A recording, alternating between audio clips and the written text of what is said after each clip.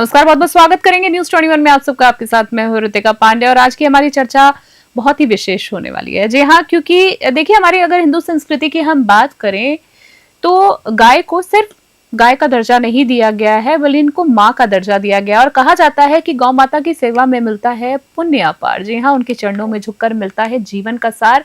जो समर्पित हो जाए उनकी रक्षा में सदा, उसके भाग्य में लिख देता है ईश्वर भी प्यार। जी हाँ, आप सभी को एक बार फिर से बहुत बहुत नमस्कार करेंगे। आप देख रहे हैं हमारा खास कार्यक्रम जी हाँ, जहां हम आपको आज एक ऐसी आवाज से रूबरू कराने वाले हैं जो देश भर में गौ संरक्षण की लड़ाई को नई दिशा दे रहे हैं। जी हाँ, हमारे साथ मौजूद हैं आज कामधेनु सेवा के राष्ट्रीय प्रभारी श्रवण सेन। जी हाँ, एक ऐसा नाम जो न सिर्फ गायों की सुरक्षा बल्कि ग्रामीण अर्थव्यवस्था, परंपरा और सांस्कृतिक विरासत के संरक्षण को लेकर राष्ट्रीय स्तर पर लगातार सक्रिय हैं। आज के इस विशेष संवाद में जानेंगे उनकी रणनीतियां, उनके मिशन और आने वाले समय को रोड मैप। शुरू करते हैं आज का विशेष चर्चा। जी हाँ, हम चाहेंगे श्रवण जी, सबसे पहले तो आपको बहुत बहुत नमस्कार करते हैं, बहुत बहुत स्वागत करेंगे आपका।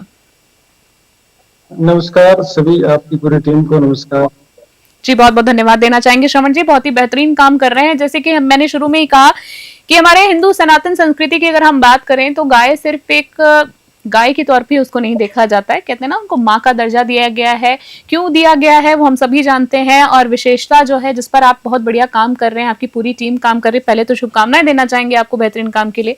सवालों का सिलसिला अगर मैं आपसे शुरू करूं तो मैं थोड़ा जानना चाहूंगी, आप कामधेनु सेवा की अब मैं बात करूं, सेना की मुख्य भूमिका क्या है, देश भर में आपकी प्राथमिकता जिम्मेदारियां क्या है, गौ संरक्षण और ग्रामीण अर्थव्यवस्था में सुधार को लेकर आपकी टीम किस मिशन के साथ काम कर रही है?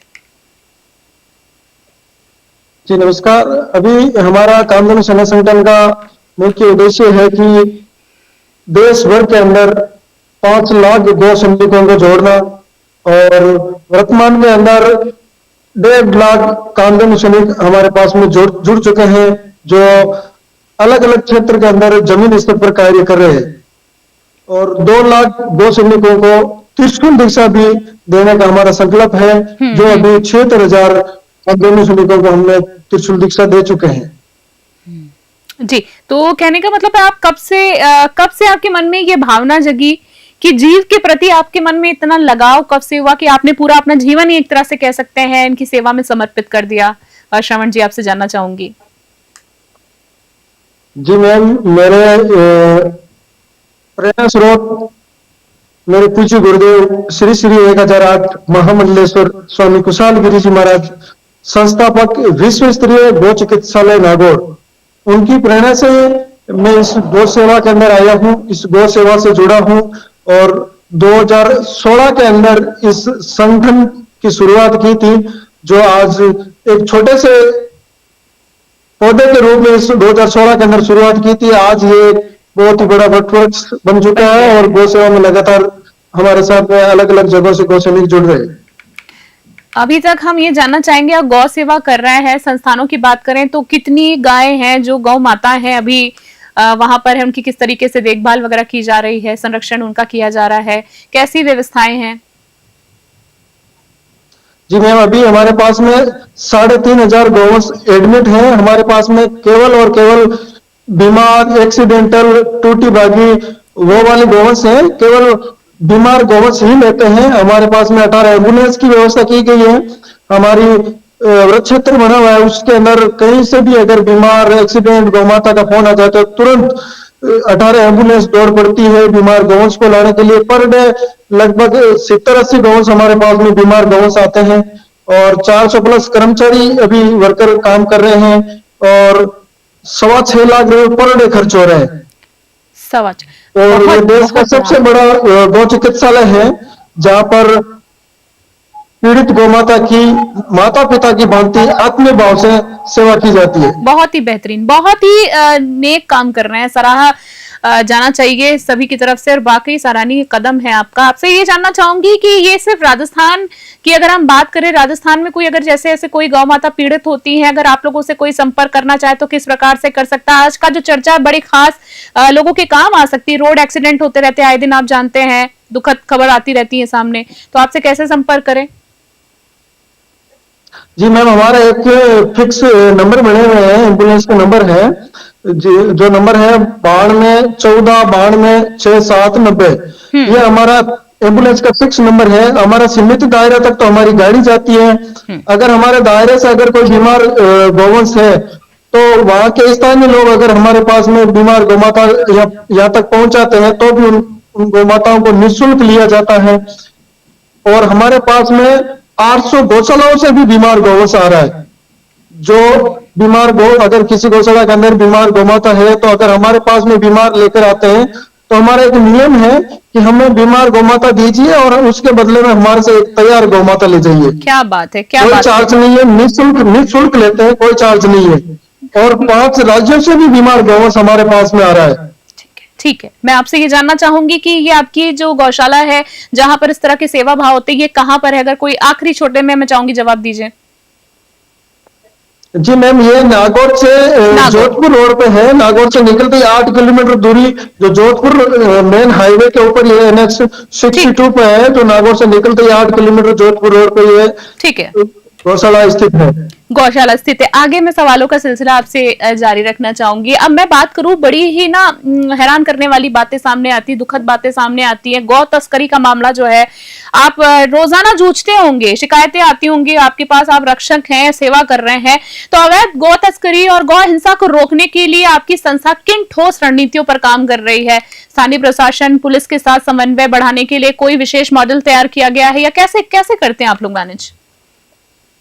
जी मैम, हमारा एक संगठन के माध्यम से हमारे व्हाट्सएप अलग अलग ग्रुप बने हुए हैं। और हमारी टीम राजस्थान के बाहर राज्यों में भी हमारी टीम सक्रिय भूमिका से काम कर रही है। जहां से भी हमें अगर सूचना मिल जाती है कि यहाँ से कोई ट्रक गौमाता जो करने के लिए जा रही है, ऐसे आए दिन हमारे पास में सूचनाएं आती है। हमारे कामधेनु सैनिक गौ भक्त अपनी जान की बाजी लगाकर ऐसे कई गौवंश छुड़ाते हैं जो कटने के लिए जा रहे हैं। फिर उनको हम स्थानीय जो गौशालाएं हैं उनमें डालते हैं। कई बार हमारे कामधेनु सैनिकों जी, मैं समझ रही हूँ, कई बार घायल हो चुके हैं। ऐसी स्थिति कई बार हो चुकी है, फिर भी हमारा संघर्ष गौ माता के प्रति जारी है। फिर भी जागरूक है, फिर भी एक्टिव है, फिर भी सेवा कह सकते हैं निरंतर जारी है। आपसे जानना चाहूंगी, अगर मैं सरकार की बात करूं, सरकार द्वारा चल रही गौ संबंधित योजनाओं और नीतियों पर आप क्या मूल्यांकन करेंगे? आपको क्या लगता है कि इन योजनाओं को जमीनी स्तर पर भी प्रभावी काम किया जा रहा है, क्रियान्वयन जारी है, या सिर्फ एक खाना पूर्ति कह सकते हैं इसको? क्या कहना चाहेंगे? मैम, सरकार का एक जो गौशालाओं को जो सहयोग अनुदान के रूप में जो सहयोग मिल रहा है, वो बहुत ही सराहनीय है। गौशालाओं को आर्थिक स्थिति में सहयोग मिल रहा है। बाकी कोई योजना सरकार की इतनी बड़ी नहीं है जो गौ सेवा के लिए हो रही है। अभी मैम एक सबसे बड़ा राजस्थान के अंदर जो बना हुआ है, ये जो अलग अलग जो सांड वगैरह रोड पे घूम रहे हैं, इनका एक तो इस तरह कोई गौशालाओं के अंदर डलवाना चाहिए। एक बंदेकरण होना बहुत जरूरी है, बहुत जरूरी। इतनी बंदेकरण में होने की वजह से इतनी नस्लें बिगड़ चुकी है। इसी वजह से ज्यादा जो रोड पे जो आवारा गौवंश घूम रहा है, सबसे बड़ा कारण यही है कि सरकार बंदेकरण किया जाए, तो फिर इस गौमाताओं पर जो लावारिस घूम रहे हैं उन पर कुछ पाबंदी लग सके। बिल्कुल, आपने सही कहा। एक्सीडेंटल केसेस की अगर मैं बात करूं, और आए दिन जो दुर्घटनाएं हो रही है, वो भी कहीं ना कहीं यही सब कारण है। अब मैं आपसे आगे जानना चाहूंगी कि शेल्टर होम्स की अगर हम बात करें, आपसे जानना चाहूंगी, गौशालाओं में संसाधनों की कमी और बजट की समस्याओं को दूर करने के लिए कामधेनु सेना क्या कदम उठा रही है? फिलहाल आपसे जानना चाहूंगी। मैम, संगठन के अंदर अभी हमारे पास में कोई बड़ा बजट नहीं है, फिर भी हमारे जो कामधेनु सैनिक है जगह जगह टीम में बनाकर मीटिंगें लेकर गौशालाओं में जाकर अपना समय बिताने के लिए, कुछ न कुछ सहयोग करने के लिए प्रेरित कर रही है टीमों द्वारा। अलग अलग जगहों पर मीटिंग लेके गौशालाओं से जुड़ने के लिए आग्रह करना। बिल्कुल बिल्कुल बिल्कुल, ये बहुत ही बढ़िया। मैं आपसे एक सवाल जानना चाह रही थी, मेरे मन में ही था, क्योंकि जैसे कि आपने शुरू में कह दिया कि 3,500 गौ माताओं की सेवा की जा रही है, बहुत बड़ा कदम मैं मानूंगी। सबसे बड़ी बात है सेल्फ फंडेड, इसको हम बोलेंगे एक तरीके से, क्योंकि अभी आप लोगों को आर्थिक सहायता कहीं से मिल नहीं रही है। मैं ये जानना चाहूंगी, मैं ये कहना चाहूंगी हमारे चैनल के माध्यम से सभी दर्शक जो देख रहे हैं, स्नेक कदम में अगर आप भी अपना योगदान देना चाहें तो आप श्रवण सेन जी से जुड़ सकते हैं, गौ माता की सेवा में अपना भी योगदान दे सकते हैं। आपसे मैं आखिरी सवालों में जानना चाहूंगी, आने वाले समय में कामधेनु सेना की अगर मैं बात करूं तो प्रमुख लक्ष्य और देश भर में विस्तार की क्या रणनीति हम इसको मान सकते हैं? क्या युवा वर्ग और स्वयं सेवकों को जोड़ने के लिए कोई विशेष अभियान भी चलाया जा रहा है? जी जी मैडम, अलग अलग जगहों से हमारी टीमें गठित की गई है। हमारा अहम मुद्दा यही है, गौ माता राष्ट्रमाता हो। और बिल्कुल, कुछ दिन बिल्कुल। पहले भी हमने जयपुर के अंदर एक मीटिंग बुलाई थी। काफी लोग इकट्ठे भी होते हैं। हमारे कामधेनु सेना के राष्ट्रीय उपाध्यक्ष भी हैं, ओम प्रकाश जी मुंडेल, भजन गायक।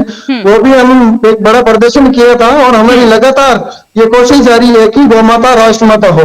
बिल्कुल, बिल्कुल। एक मैं अपनी तरफ सबसे पहला मुद्दा यही रहेगा। मुद्दा ये रहेगा। अब बिल्कुल ये मांग कहीं ना कहीं जायज है। हमारे हमने जैसे शुरू में कहा, माँ का दर्जा दिया गया है। आपसे जानना चाहूंगी मैं बस आखिरी में, हमारे चैनल के माध्यम से आखिरी सवाल में दर्शकों को कोई खास आप उनसे बात करना चाहेंगे, कोई बात कहना चाहेंगे, कोई निवेदन हमारी आम जनता से गौ माता के प्रति एक भावनाओं के साथ अगर आप कुछ कहना चाहें जुड़ने के लिए, तो क्या कहना चाहेंगे कि किस तरीके से जुड़ सकते हैं लोग आपसे? मैं सभी दर्शकों से ये कहना चाहता हूं कि हमारे कामधेनु सेना संगठन से जोड़ने के लिए हमारे फिक्स नंबर है, जो निःशुल्क कार्ड बनाए जाते हैं। कोई भी प्रकार का, किसी भी प्रकार का गौ माता की सेवा में संगठन से जोड़ने के लिए किसी प्रकार का कोई चार्ज नहीं है। हमारा एक फिक्स नंबर है 99 82 27 44 44 पर आप अपना आइडेंटिटी कार्ड और एक पासपोर्ट साइज भेजकर, जो मेरा जो कार्ड दिख रहा है, ऐसा कार्ड निःशुल्क बनवा सकते हैं और गौ सेवा में जुड़ सकते हैं। अगर आपको कहीं पे भी बीमार गौवंश दिखे तो हमारे विश्व स्तरीय गौ चिकित्सालय के एम्बुलेंस नंबर है, उस पर आप संपर्क कीजिए। अनदेखा ना कीजिए, आप तो केवल हमें सूचना कीजिए। उसकी सेवा करना हमारा धर्म है। उस गौ माता को गौ चिकित्सालय तक पहुंचाने का वो हमारा काम है। केवल आप सूचना कीजिए कि यहाँ पर एक बीमार गौवंश है, फिर ये धर्म हमारा बन जाएगा कि उस गौ माता की सेवा करना, उस गौ माता को नजदीकी गौ चिकित्सालय पहुंचाना, उस गौ माता को इलाज पहुंचाना।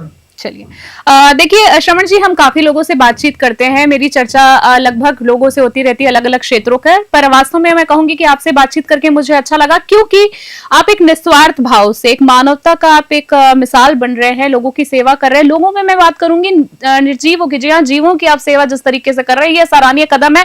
आपकी पूरी संस्था को हमारी पूरी न्यूज़ 21 की टीम की तरफ से बहुत बहुत शुभकामनाएं, और हम चाहेंगे कि दर्शक आपसे ज्यादा जुड़े, क्योंकि देश की प्रगति में अपना योगदान दे। आपका बहुत बहुत धन्यवाद देना चाहेंगे, बहुत सारी मंगल और शुभकामनाएं आपके लिए। तो आज हमारे साथ श्रवण सेन, राष्ट्रीय प्रभारी, जी हाँ, कामधेनु सेना के हमारे साथ थे। तो आपने देखा कि कामधेनु सेवा के राष्ट्रीय प्रभारी श्रवण सेन ने ये विशेष बातचीत की फिलहाल कह सकते हैं समाप्ति तो हो गई है। उनके विचारों ने न केवल गौ संरक्षण की जमीनी हकीकत को सामने रखा है, बल्कि आने वाले समय की स्पष्ट दिशा भी हमें बताई है। देश के सामाजिक, सांस्कृतिक और आर्थिक ताने बाने की गाय की भूमिका पर इस सार्थक चर्चा ने कई नए सवाल भी उठाए हैं कि किस तरीके से उनको संरक्षित रखा जा सकता है। कई समाधान भी दिए हैं, सुझाव भी दिए हैं। हम आशा करते हैं कि ये संवाद नीति निर्माताओं और आने वाले कल के लिए जनता तक सभी के लिए उपयोगी साबित होगा।